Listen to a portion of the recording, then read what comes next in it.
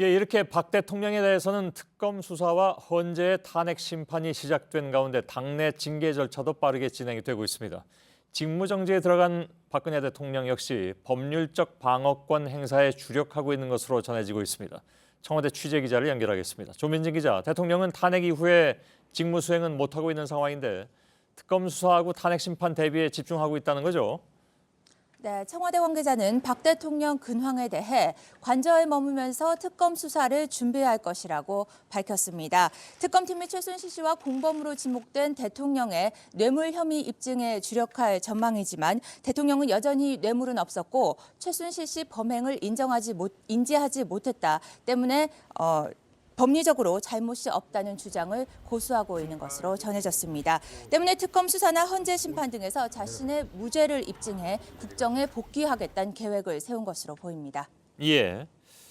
결국 입장은 하나도 바뀐 것이 없다. 그리고 국정 복귀에 대한 의지가 크다 이렇게 봐야 되는 모양인데 탄핵 심판에서 기각 가능성도 크다고 판단을 하고 있는 겁니까? 나름 청와대에서는?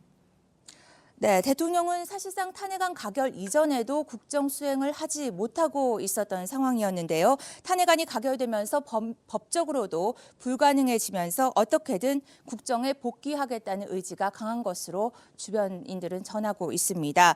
때문에 특검 수사와 탄핵 심판도 철저하게 대비하고 있습니다. 청와대가 공식적으로는 탄핵안 인용이나 기각 가능성에 대해서 반반이라는 표현을 쓰고 있는 만큼 실제로 청와대 관계자 누구도 결과를 쉽게 장담하지 않고 있는 상황입니다. 예, 근데 조대환 민정수석조차 청와대 들어가기 전에는 뇌물죄가 명백하다고 얘기를 했었고요. 그러다 보니까 대통령 변호인단이나 아니면 탄핵 심판 대리인단 구성 자체가 어렵다 이런 얘기들도 나오던데요.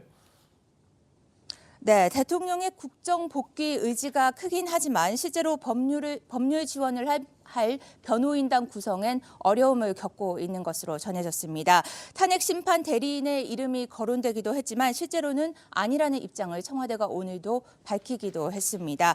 때문에 실제 대통령의 국정 복귀 의지는 강하지만 법적으로는 무혐의 가능성이 낮다고 판단한다는 분석도 나오고 있습니다. 예, 청와대에서 조민진 기자였습니다.